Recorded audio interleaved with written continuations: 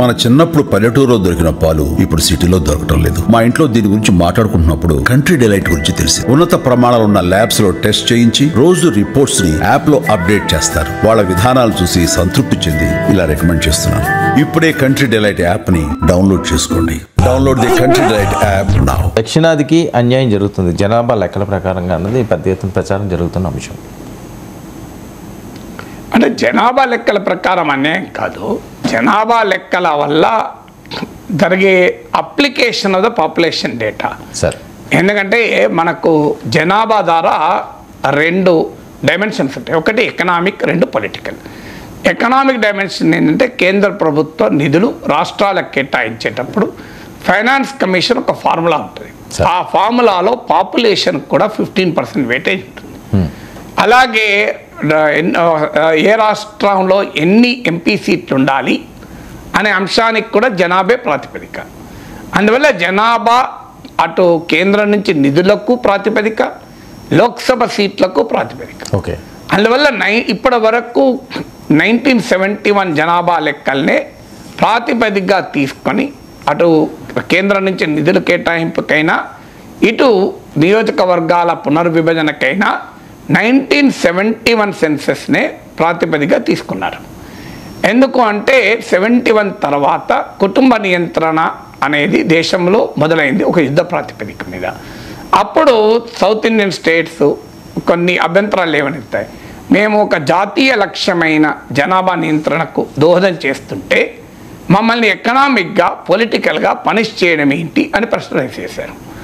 ఈ ప్రశ్న రైజ్ చేసినప్పుడు వయా మీడియాగా చెప్పింది ఏంటంటే మీకు ఫస్ట్ 25 ఏళ్ళ పాటు లోక్సభ సీట్ల పైన ఫ్రీజ్ విధించారు. ఇక ఎన్ని సీట్లు ఉంటే అన్నీ ఉంటాయని.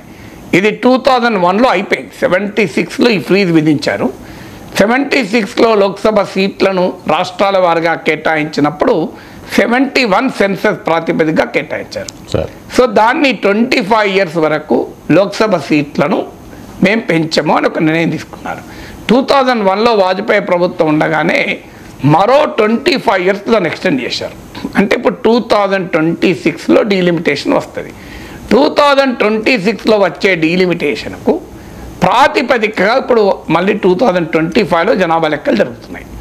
అందువల్ల 1971 జనాభా లెక్కలు కాకుండా 2025 జనాభా లెక్కల ఆధారంగా గనక లోక్సభ సీట్లను కేటాయిస్తే సౌత్ ఇండియా రిప్రజెంటేషన్ గణనీయంగా తగ్గుతుంది. సార్, ఇప్పుడు ఉన్న 543 సీట్లు అలాగే ఉంటే ఇప్పుడు సౌత్ ఇండియాలో 120, 129, 130 సీట్స్ ఉన్నాయి.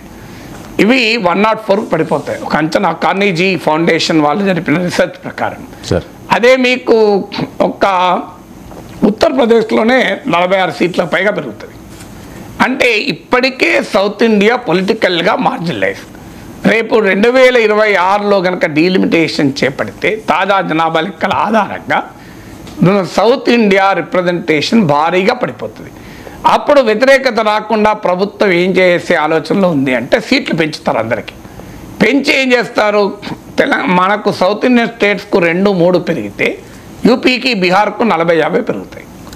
ఆ రకంగానైనా సీట్లు పెరిగినట్టు కనబడ్డా ఓవరాల్గా పొలిటికల్ పవర్లో షేర్ మొత్తం తగ్గిపోతుంది, పొలిటికల్ ఇన్ఫ్లుయెన్స్లో. ఇది సౌత్ ఇండియాకు తీవ్రమైన అన్యాయం జరగబోతోంది. అసలు ఇప్పుడే మనకు ఢిల్లీలో సౌత్ ఇండియా అంటే ఒక చిన్న చూపు కనబడుతుంది. ఇది ఇంకా పెద్ద ఎత్తున సౌత్ ఇండియన్స్ అంటే చిన్న చూపు. బాధ ఏంటంటే దేశ ఖజానాకు ఎక్కువగా కంట్రిబ్యూట్ చేసేది సౌత్ ఇండియా, దేశ పవర్ హౌస్ సౌత్ ఇండియా. మీకు లక్నోలో సాఫ్ట్వేర్ లేదు, బయోటెక్నాలజీ లేదు, మీకు ఆధునిక ఎకానమీ పాట్నాలో లేదు, భోపాల్లో లేదు, జైపూర్లో లేదు, ఇక్కడెక్కడా లేదు. మీకు ఉన్నదల్లా మళ్ళీ మనకు బెంగళూరు, చెన్నై, హైదరాబాదు. అంటే దేశ మోడర్న్ ఎకానమీకి కంట్రిబ్యూట్ చేసేది సౌత్ ఇండియన్స్, దేశ ఆర్థిక ఖజానాకు పరిపుష్టి ఇచ్చేది సౌత్ ఇండియన్స్, ప్రపంచవ్యాప్తంగా భారతదేశానికి గుర్తింపు తెచ్చింది సౌత్ ఇండియన్స్. కానీ సామాజికంగా, సాంస్కృతికంగా, భాషాపరంగా, రాజకీయంగా డామినేట్ చేసేది నార్త్ ఇండియన్స్. ఇది దేశ సమైక్యతకు మంచిది కాదు. ఇది వేర్పాటువాద భావాలను రగిలించే ప్రమాదం ఉంది. దక్షిణ భారతదేశము అనే ఉన్మాదాన్ని మనం పెంచకూడదు. దక్షిణ భారతదేశం వేరు, ఉత్తర భారతదేశం వేరు అనే భావన కల్పించకూడదు. మనం అందరము భారతీయులమే.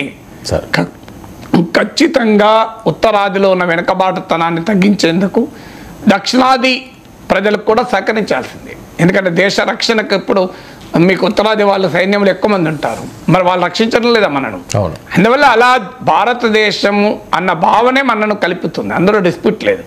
కానీ దేశంలో నార్త్ అండ్ ఈస్ట్ ఎకనామిక్గా వీక్, సౌత్ అండ్ వెస్ట్ ఎకనామిక్గా స్ట్రాంగ్. పొలిటికల్గా కూడా సౌత్ వీక్ అయితే అది దేశానికి మంచిది కాదు. ఎకనామిక్ అండ్ పొలిటికల్ పవర్ ఎప్పుడు కూడా అన్ని ప్రాంతాల మధ్య, అన్ని వర్గాల మధ్య డిస్ట్రిబ్యూట్ కావాలి. అది ఏ ఒక్క చేతిలో కనుక ఉండుంటే అది ప్రమాదం. ఇక ఎకనామిక్గా కూడా ఏం లాస్ అవుతుంది అంటే, ఇప్పుడు 15th ఫైనాన్స్ కమిషన్ వరకు కూడా 1971 సెన్సెస్ను మాత్రమే తీసుకునేవారు పాపులేషన్ ఆధారంగా నిధులు కేటాయించాలన్నప్పుడు. కానీ 15th ఫైనాన్స్ కమిషన్ నుంచి 2011 జనాభా లెక్కలు తీసుకోవడం మొదలుపెట్టారు. ఇప్పుడైతే నెక్స్ట్గా లేటెస్ట్ జనాభా లెక్కలు తీసుకుంటారు. దానివల్ల పెద్ద ఎత్తున నష్టం జరుగుతుంది.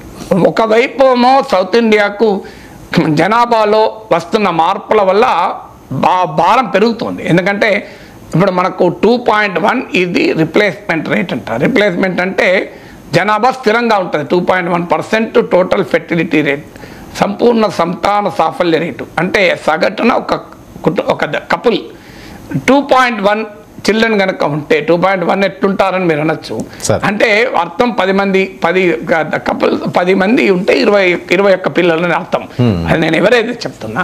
సో 2.1 పిల్లలు ఉంటారా సార్ అని ఎవరన్నా తెలియదు అడగచ్చు ప్రశ్న. సో అందువల్ల 2.1 ఇది రిప్లేస్మెంట్ లెవెల్.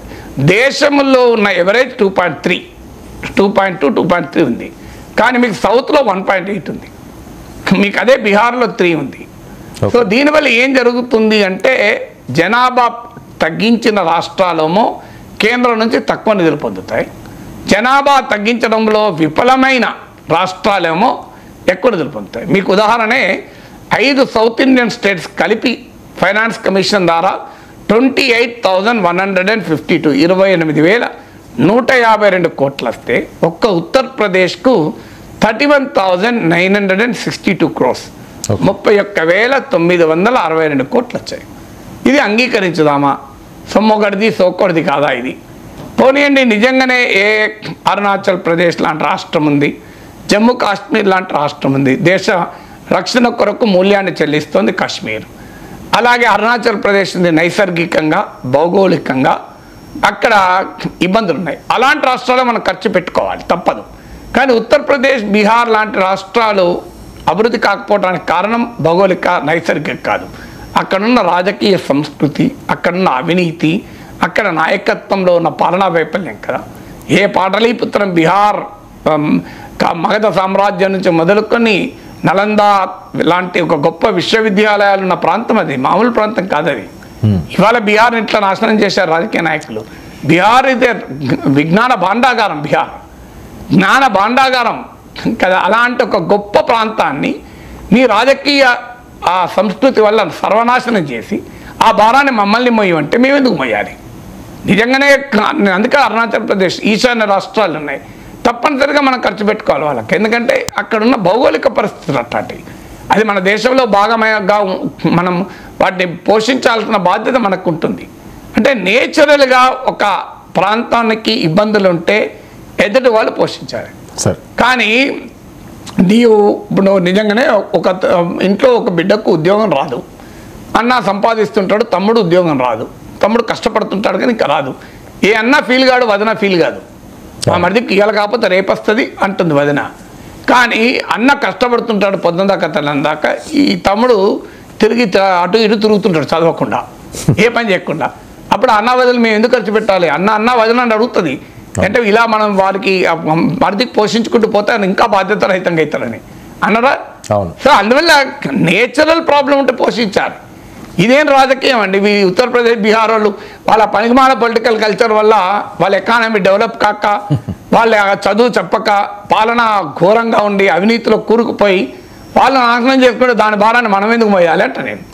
అని ఇది నేనన్నది కాదు, చంద్రబాబు నాయుడు అడిగిన ప్రశ్న. How will you punish performing states అని. ఎకనామికల్లీ పర్ఫార్మింగ్ స్టేట్స్ని మీరు పనిష్ చేస్తారా, ఇన్సెంటివైజ్ చేస్తారా? పనిష్ చేస్తే గ్రోత్కి ఇన్సెంటివ్ ఉంటుంది. ఇప్పుడు బీహార్కు యూపీ పేదరికంలో మగ్గినందుకు వాళ్ళకి ఇన్సెంట్ ఇస్తున్నారు. నువ్వు అలాగే ఉండి మీకు ఇంకా ఎక్కువ నిధులు ఇస్తాం, మీరు జనాభా తగ్గించకండి, పేదరికాల్లో అలాగే ఉండండి, మీకు కేంద్రం ఇంకా ఇంకా ఇంకా ఎక్కువ నిధులు ఇస్తారు. ఎక్కడో కానీ పర్ఫార్మెన్స్ లింక్డ్ ఉండాలా వద్దా? సో అది సౌత్ ఇండియా అడుగుతున్న ప్రశ్న. సరే.